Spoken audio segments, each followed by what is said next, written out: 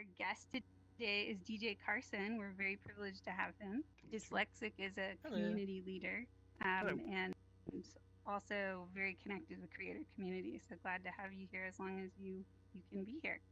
Dyslexic. Yep. So well, we do this. We do this once a week, basically, when we can. And what's been incredibly valuable is that my background tends to be much more in environmental design on rails. I think might be the best example. My background is theme park design initially, and then for the last 3 years, I've been the art director for Walkabout Mini Golf. And we produce 7 different worlds a year, roughly, and they follow a lot of sort of the tried and true theatrical design rules that that can be used, don't have to be used, but can be used to make a successful place. Granted, we have the fact that we're just a miniature golf park, so we can kind of get away with some silliness and not have to worry about loftiness. What's been nice about our world hops, and certainly today is an example, is that a lot of VR chat worlds are not encumbered necessarily by design rules. So it is often really pleasant, and it's nice to see when those are adhered to, but sometimes it can be an adventure. And I think DrMorro's worlds are an example of kind of unfettered, almost abstract or Dada-esque world experiences, which my work doesn't necessarily allow for much of, but it's nice that there's that kind of expression in the VR space.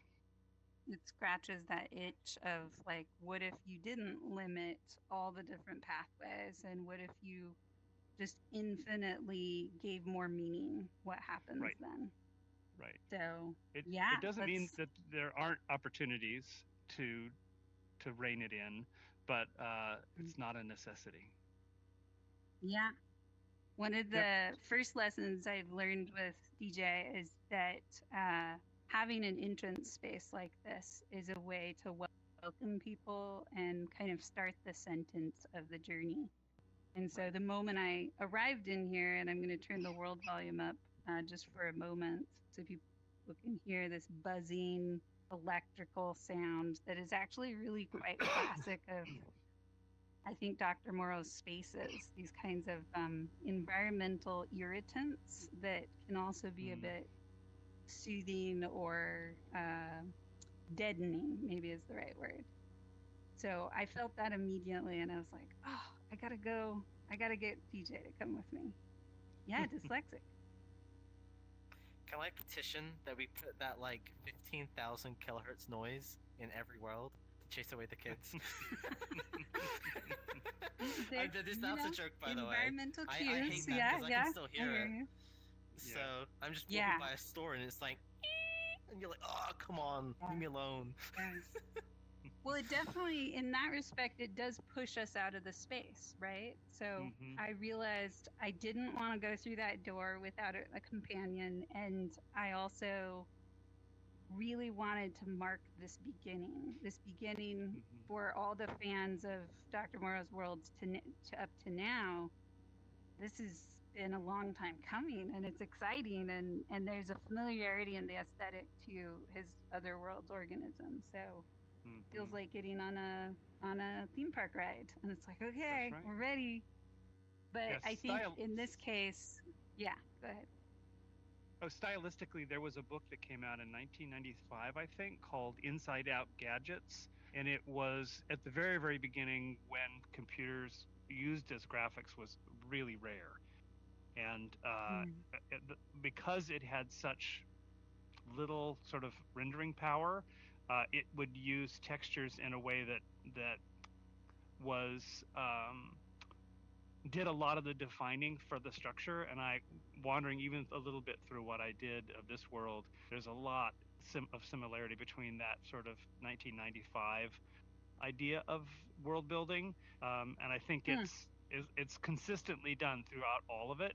So I'm wondering whether or not it's a retro aesthetic that DrMorro is interested in recreating, or whether or not it's just the budgetary realities of making something this vast with textures.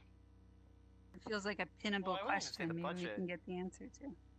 Even I'd say even working wise, like I don't know how he does his work, but I think from my conversations with people, it's like he kind of just does it by himself.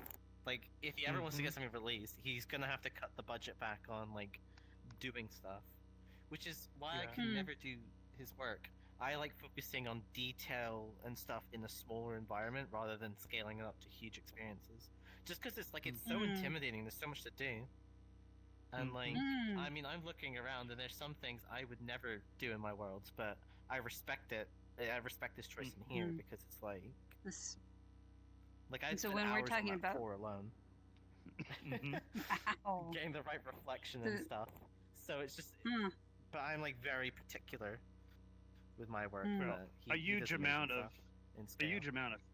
pre-texture work, whether or not he's pulling from the internet or whether he's doing it all himself, that's a Herculean task unto itself.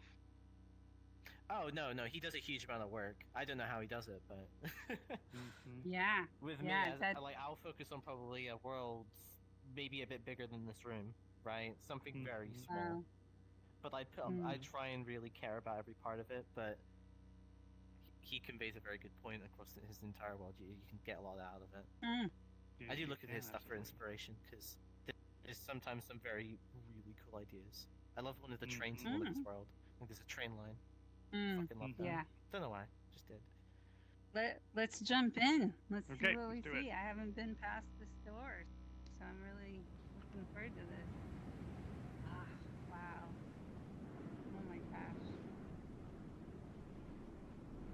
So many options here. I'm so immersed right now because it's like 2 degrees where I am, and my room's about 10, so I feel nice and cold.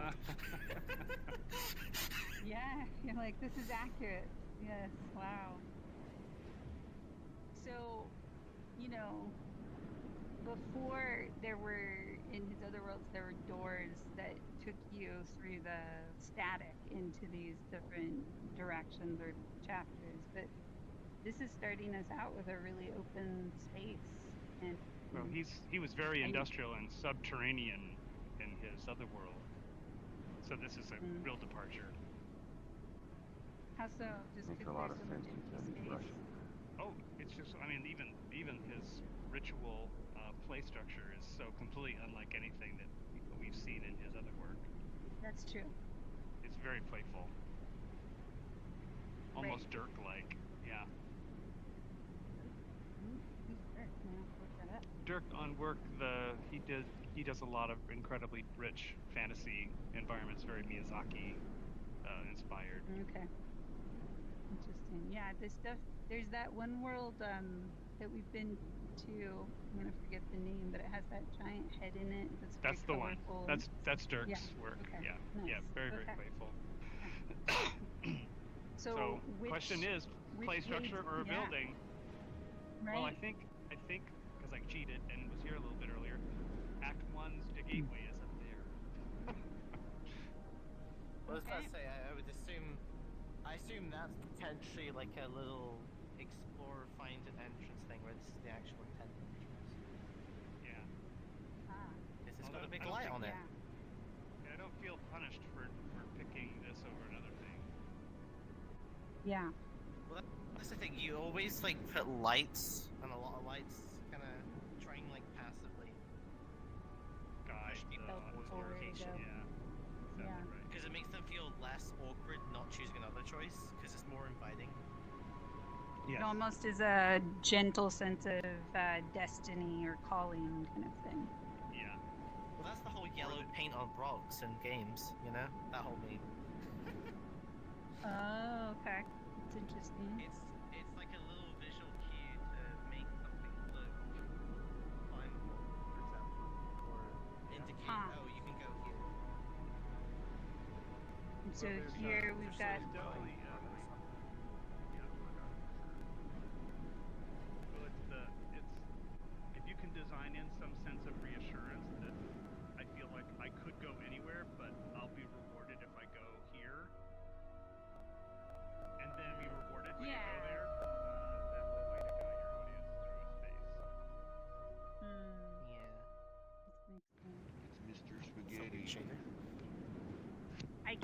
sense that I'm being given a lot of different data points. Like I've noticed there's 2 different kinds of play, both children's balls.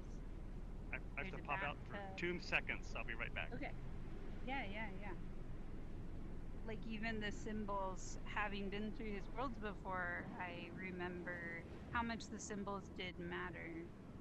And so noticing the symbols on the door and even the clouds on the wall here, the neon symbols, I feel like it's almost like a symphony of sorts where the music is just starting to build. The strings are getting their tuned instruments in, and all of this will make potentially more sense if I really catalog it and pay attention to it later on.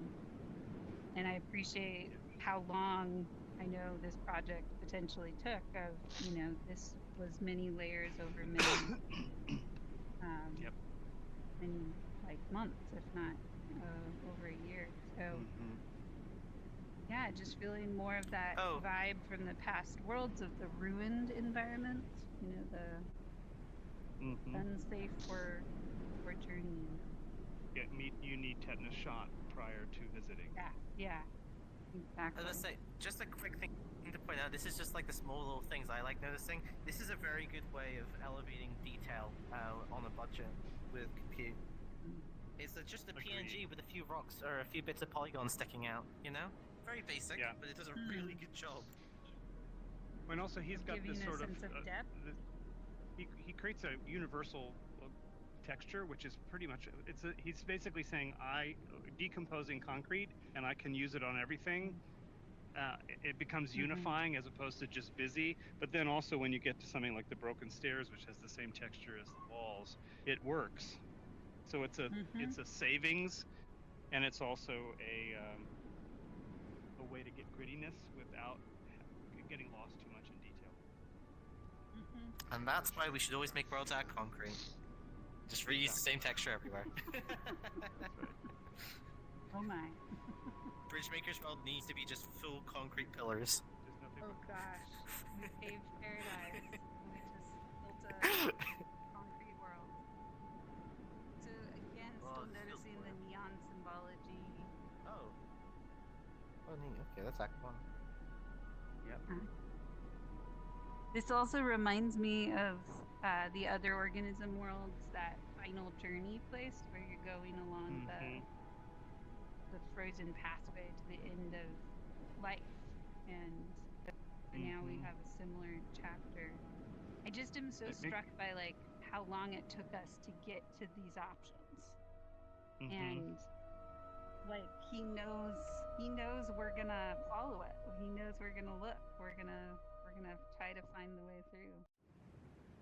And also, it teases it potentially at the end of all your acts, you're going to have some kind of realization about that big black sphere at the top of the sky. That's true. It's telling a story of there will be Something. a big exclamation point. There will be a clear meaning, or something to look forward to. You'll be back. Okay, let's do it. Yeah. Okay, let's do it.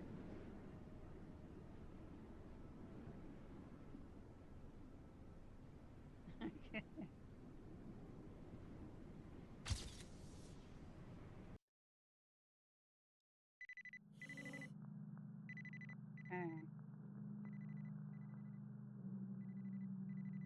So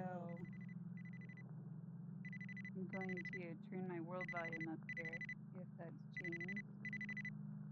This just reminds me of those I things know where this it's glass like, texture.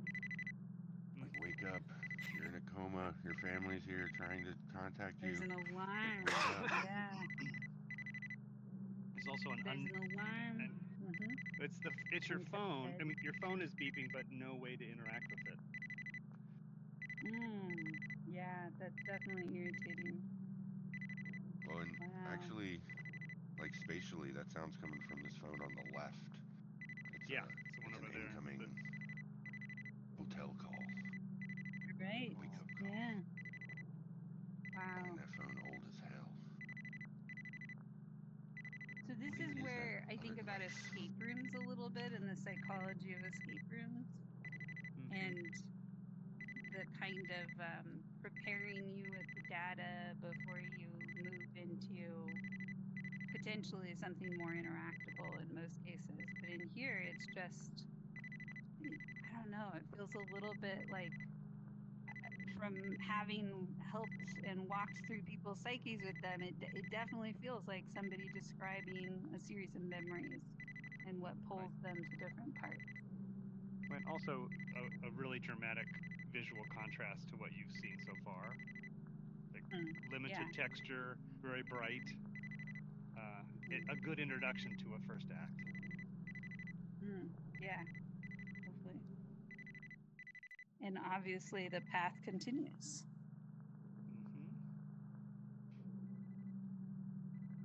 Very Half-Life Alex vibe. Oh yeah, I was thinking that when we hit that building before. I'd say more Half-Life 2 than Half-Life Alex, I'll be honest. But probably also because of the world building was less robust. You know. Although interestingly, his other worlds pull a lot of Eastern European iconography in, but this one so far hasn't, other than sort of probably what he's familiar with. I feel a little sad for him that this is what he's familiar with, but I definitely feel a lot more claustrophobic in this space. It feels less designed for grandeur and more like almost poverty space. Right. Yeah, exactly. Yeah. And then there's, this is where I think you would get into the archetypes of like this room where you wouldn't want to inhale, much less eat anything, and there's a big, delicious burger. That's a big old hamburger. Yeah, with empty buckets and no chairs, but buckets to sit in, or to whatever. Yeah. Well, I look at that. Ooh, no, that's really gross. And it's liquidy. Coming out of wow. Yeah, gravity-defying ooze. Yeah, which is very typical of his spaces too. I look at the buckets and I see that the abundance is surrounded by emptiness and lack. That's the contrast. Yeah. Well, maybe because I had the flu, I wonder whether or not to eat that burger is to want to be near a bucket. It might be repulsive, and you need buckets Handy bucket for food poisoning. Wow. Yeah. Could be. Okay, we were just there. Did we miss a spot, or are we going somewhere else? Oh, down this here. way a bit. I did find down is fruitful. Down is fruitful. There is a room back Go here. down. There's a room. Hold on. That's actually very Where's big. the room? Ashtray. We missed a room. Oh, another bathtub. And trash. Lots of trash. Not a bathroom I would want to use. Paint. Yeah, so this feels like the demolished, the like not safe place. And the light's pulling us back. That's a Pixar-ass cloud up there. There's a clown? Cloud. Yeah. Cloud. Oh, yeah. It just looks very Pixar. It does. Oh, yeah. Look at that. Definitely a different building. I love that the path is overgrown, but the outskirt isn't. That's interesting.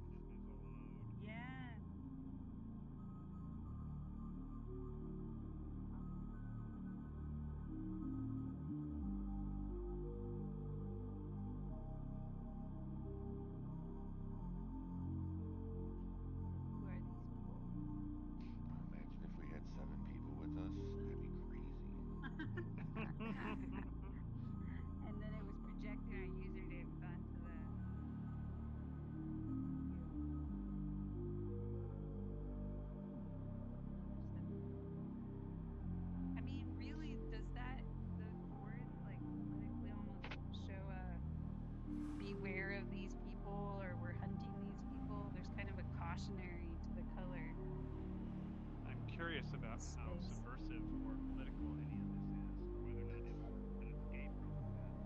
There's kid Oh. sounds. Kid sounds. Are they getting Right, they're sneezing. Oh, Your well, your kid kid. sounds, That's my kid. yeah. Okay. I was like, I have my world volume up. So what I'm appreciating is he made this our size, right? This is not child Yeah. size. This is full adult size. Now we're going on. I don't really want to go down the hole.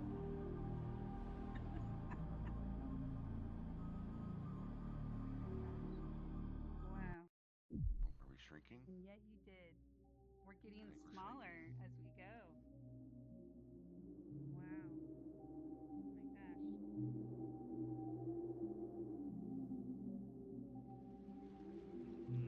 Baby? Oh wow. Like a statue of a baby? Wow. Baby heads. Now I feel like I'm in somebody's fever dream. Yeah, It's like yeah. There's definitely, Pixar shit. definitely What's the kid from Toy Sid. Story? Yeah. Yeah, This is Sid's bedroom. that's true. Wow. Also, there was this soccer ball at the entrance to the door, so now we've got a theme that's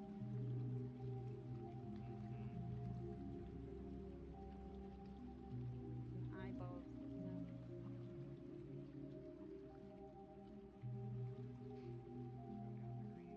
I don't think you can park there. You shouldn't. You can't park there. Like, I don't think that's sanctioned parking. They're gonna get a ticket. That's now one of my it's like- favorite things to see online. It's feeling like a Is this- digestive track or something. We're getting into evolutionary. Yeah. Wow. I'm gonna turn the volume up. Oh, It that's hasn't joined, interesting. but I'm pretty confident that it'll catch up to us just fine. Yeah, I Pretty- think it will. pretty We're not too far. So, what does this tell you, DJ? Like, would you do anything different with this space, or is there anything you're hungry for that you're Well, feeling that kind of? I think Hungry for it. all of us are hungry for meaning. Like, I'm not. Yeah, this doesn't evoke hunger, but it does bode the question: what the heck? But that same thing with many forms of art. That's an acceptable reaction, and probably what he was shooting for. And there's always the hope that you will find out. There'll be more meaning. That was. Did you hear that sound when we went through there? Yeah, That we was went through That that. thing you came out of? Entrance you came in. Yeah. It's a liquid snail creature vomiting us out. Wow. Yeah. Oh, there's Geek. Hey, Geek. Welcome. Once again, here's that same texture, but utterly reimagined just by coloring it. Yeah. And And that we've got a burger. contrast of vomit and burger, right? Like that. Literally, this is the mouth moving. Vomit at a key with an eyeball looking through. Wow.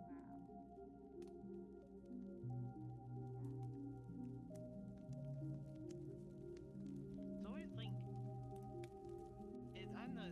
This is like it's a really weird feeling for me, and I think it's probably just due to the unfortunate reality of what's going to happen in the last few years. But like my AI DAR is going off, you know, like internally, like with just the abstractness of it all. I'm not accusing them or saying it's a bad thing, but it's just like so abstract. It's kind of hard for my brain to wrap itself around. So it's just like, oh, that's a machine or something. Interesting. Yeah, it's hard to believe humans could create this kind It's- of. It's either that randomness. or I want to know what this guy was on. Right. I'm going to argue that this isn't AI generated because this guy actually spends months to a year on their Oh, worlds. oh yeah, no, making them like don't get me wrong. Yeah. No, I appreciate what No, you're I saying, can imagine. dyslexic, though, that trips It's more inside the of feeling us, than it is. basically. Yeah, and I Yeah, took it's like a it more defensive the mechanism, if that makes sense. An concept of uncanniness. it. Yeah, like not necessarily saying they used AI to generate anything, but like I could totally see like give me a bunch of random rooms to make in a VR world, and it's like, oh, you could put a snail on a burger, and you could put a building with a mouth, Mm-hmm. There is probably a connection of some sort. It's just my brain can't connect them together. You know what I mean? Yeah. There is Well, a story. Like his worlds do have story. But also, he reassures us by reusing the plastic chairs, which appear in the first room. So there's a there way are of kind of These weaving things this reoccurring back together. motifs. There's definitely a psychology to their worlds, and each of their worlds tell a story. So there's intent and purpose behind each of the imagery. Yeah. So, that being said about the whole AI feeling is, it's probably actually something that kind of feeds into itself, where it's like, maybe it's just too random for an AI. It's too abstract for even the machine to generate, which could be... Also, this is Interesting. stuff that my brain will come up with as well. Coming from someone that understands non-Euclidean geometry, this is something that would feel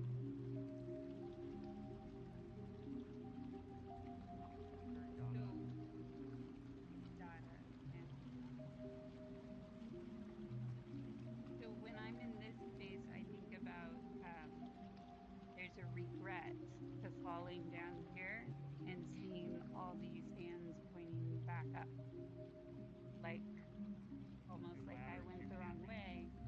Exactly. Yeah. The ladders are not reachable, and the eyes are still looking through the windows, and so I feel like I took the wrong turn, and I'm stressed by it. And matches too, Oh, is this a match? Oh, wow. because they were lit. The matches were lit up above Oh, yeah. in the last room.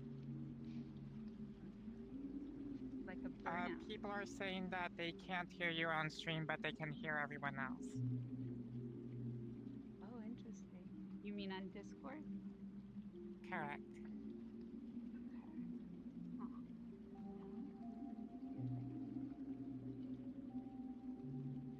Figure yourself out to close the YouTube. You may have the wrong microphone device selected. Yeah. You may have your, funny to me like, when I a headphone or something. Testing. a couple weeks ago I joined the body keeps the score thing from work on my phone, and I could hear everyone but Heyuh through her stream. Yeah. Let me see. Oh, turn on microphone. That was my problem. Okay. Now that should work. Thank you, Geek. Okay. So now, but we now have this eyeball that's looking into this more body-like orifice than ever.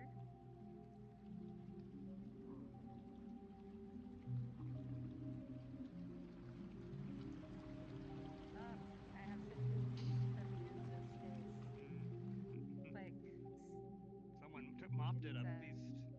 yeah, this is cleaned and it's a memory. It's been clinically sterilized. It has, but considering the regret I was just feeling, this is kind of like a pure memory kind of vibe. Happy hand houses. They were like, this is bringing back the, like, I'm kind of with dyslexic just on this image. Like, this kind of feels like an AI image, the way like That the does. concept of like big animals that are happy and houses, and they're kind of like on a spectrum where some of the houses are also big happy animals. So I'm curious. We've got maybe about 5 minutes left, and AI is coming up a lot today. So I'm curious if, while we have you here, what your perspectives are on AI and what what that allergic reaction is that happens, especially in these creator communities. Well, I think the allergic reaction obviously is a financial one. It's you're taking away from my income, the potential of making income because you can go off and make your imagery. I think that negates the reality of art creation, which is that although yes, there is potential that if you make a career making romance novel covers, you're probably out of luck. But the act of making the art isn't taken away by AI. And if AI allows for a non-artist to world build, more power to them. But it doesn't mean that the artist that doesn't need them or only uses them as a tool shouldn't have the opportunity to use it. I do think that we're starting to become aware, very much like our looking at this image and immediately getting the AI itch at the back of our throat, is that the reality is that AI has an aesthetic that some find unnerving and off-putting, and I think that's great. I think I guarantee my work doesn't. So I think that we tend to run to the world's going to end as a default, and I think rather than saying, oh my God, AI's bad, ask the question, what are we as artists going to use this tool for? And the answer can be, we won't. As well as, oh, I use it for ideation, or I use it for conversation. I use it, I'll do rough sketches for a client, and I'll hand the rough sketches to them, and then they'll run AI imagery to do sort of photoreal versions of it. I don't have time to do photoreal versions of it. God bless them for being able to go and then continue iterating on an idea that was originally mine. I have no problem with that. Yeah, that's lovely. I hear you seeing it almost like you have your marker and your pad, and you have your easel, and then you also have your computer system and your other tools, and AI is just another speed tool version. Right, and a tool I use probably way less than I use pencils. So. And I really appreciate your perspective, Dyslexic, of like when we have a lot of information happening towards us and we can't make sense of it easily, it's not following logical patterns, there's going to be that instinct to kind of reject or other it and find an explanation that does package it up and push it away. And so if you had a high allergic response to AI and you came in here, you might leave the world at this point and be like, aha, it's confirmed. Instead of that realizing of the gradient that, yeah, this could be AI, but also I did an AI piece a few weeks ago for an article I wrote, and I spent 6 hours on it, piecing together a childhood memory that I couldn't duplicate or replicate. And I drew some of the pieces, and it still looks like AI on the other side, but it captures that meaning moment for me. And people who were in my life at that time would absolutely recognize it and realize, oh, that is not AI. That is an accurate memory of that time and that space. I think that's a great example of it as a very valuable tool for you, without a doubt. There was a part of me that it gave me the pieces that then I could collage together to capture enough of what I was trying to tell as a story. And yeah, that's excellent. So thank you for that perspective. And what I find really interesting about people is when I look at AI, I still see so much human inside of it. Like, in one potential story, if this doesn't have a lot of meaning to Dr. Morrow and he just put it here because it needed to be a placeholder, then I think, oh, he got tired at this point and he realized that the space was too empty. And I'm okay with that as meaning, that he still wanted something. It may free him up to do several other rooms that we haven't visited yet, because time was not spent necessarily hand rendering this. Yeah. And so it's I see it as a bridge to saying things that sometimes we can't say, or we don't have the clarity to say ourselves with the time and the energy.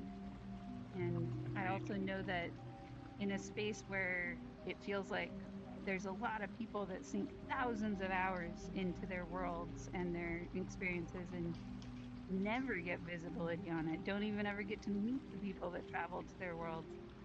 AI can just feel like the ultimate betrayal and the sense of one more thing that's making me less visible in all of my effort. Well, I think another side of that is that you can feel the 6 hours of time you put into that image, whether or not you generated it or did it in concert with AI. And I think that we, as humans, sense humanity in design, and we also can sense when it's devoid of it. And so I don't think one can necessarily point at something and say, I can tell that this is AI and I don't like it. They usually go, this makes me feel weird. I'm not particularly fond of it. And that's how they relate to that stuff. So And it goes right into, it must not be human, which is kind of a compliment to human, but also where do we stretch in that? Right. Dyslexic, and then we're going to close up.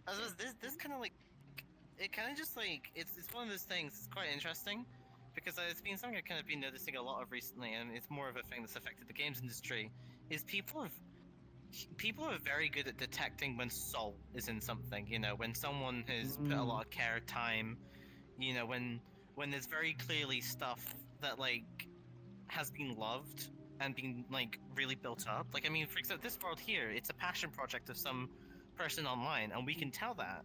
I mean, even if it does use AI, but it's like when something's soulless and is just built to feed an algorithm, we can also tell that as well. Like, it's kind of interesting. So it's kind of like how you utilize it rather than, you know, I agree with is that AI or completely. bad? Is Yeah. it not? Well, It's even, kind of like, because like this here is last- conveying like a child. It's making me think of a childhood memory, right? Like this, the leading up to here is like we're going through some childhood memories and being like stuck out or whatever. But sure, that's AI, but it conveys the point. That's what matters. And you still done all the modeling work. For our closing today, because we'll check in afterwards to see if you want to come back and do the next chapter with us. I'm so grateful you came for this one. What I'd invite is, just in case DrMorro's got time and access to YouTube and does see this, what's one appreciation or question that anybody here has for him so far from what we've discovered, to kind of give him back as a reflection for somebody who doesn't get to explore his own spaces? One question I would have. Oops, go ahead. We haven't actually completed chapter 1 yet. No, we That's haven't. okay. This is where we're gonna have to pause because we're out of time today. But we can still reflect at this point. My quick question to him would be, what is our understanding a narrative thread important, or is it not? The stories that we're kind of trying to put together, is that important for us to digest his world and not or throw is it it up? actively not important, that it's more important that we interpret as we freely wish to? Those are two different ways in which to approach So it's design. almost like, should we be finding a collective agreement on this versus our individual private journey? Right. Or does he have a happily ever after that he wants us to understand, or whether that's beside the point of experiencing it? Okay. Yeah. I like it. What other Thanks, Dr. Morrow. questions or thoughts here? Yeah, thank you, Dr. Morrow. So far. This is more of a tech. Sorry, you go. You go first. Having gone through this world myself, there's definitely a element of dissociation, but also spatial dysmorphia, where everything is just kind of blending together, not just the spaces, but the memories themselves. And so it's like the mind is trying desperately to recall a memory that's not quite all there, because all the memories related to that time frame are just flooding in all at once, trying to basically screaming to be heard. And scrambled. They're Together, crowding in. mushed Reminds me together. of the movie Eternal Sunshine for the Spotless Mind and how those memories are depicted as they're erased. What about Carl, Armani, dyslexic? I was gonna say more on a technical level. Like, how on earth does he combine all these different things together? Yes. Like, What a because magic trick. I struggle putting two rooms by each other rather than the whole, organic to, Yeah. square rooms. How and That's stuff easy. Like, They're I don't just know. a non-Euclidean Eldritchian whore in a trench coat. But how do you Okay. model that? Do you model that? How do you model the unfathomable? But no, that's just me nerding it.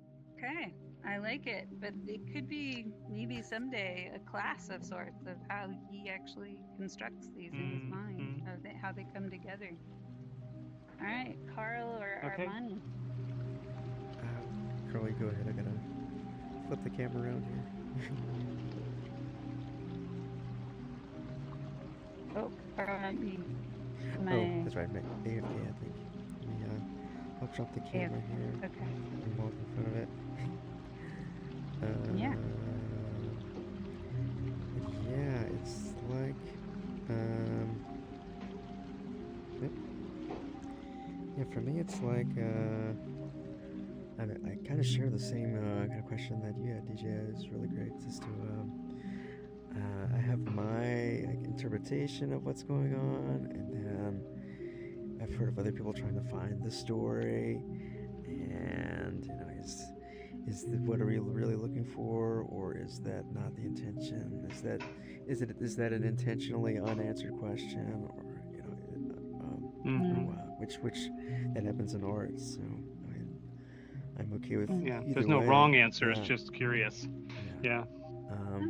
Like for me, I see Well, and- childhood, then I see a journey through childhood to present, from past to present is what I see here. But that's really a really loose interpretation. So Yeah. Lovely.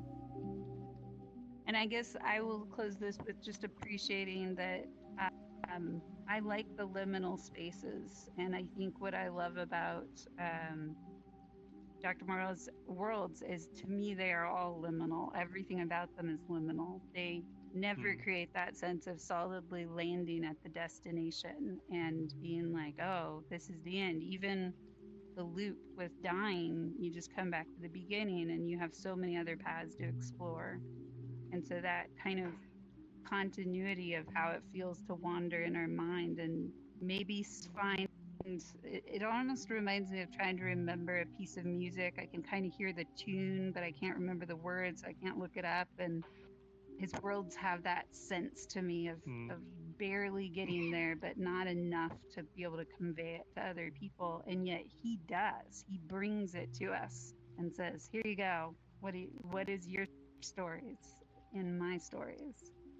And the messiness of that is courageous to me. So I'm grateful for the courage.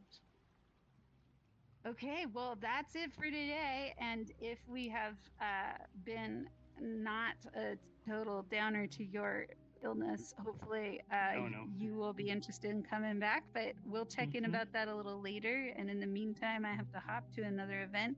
Special shout out to Armani for streaming to YouTube, and for all the people participating both online and in here. This was really just a really great chemistry moment of us all coming together and having a collective experience, but maybe being able to give something back to DrMorro too, who probably is hungry to see people enjoy his spaces.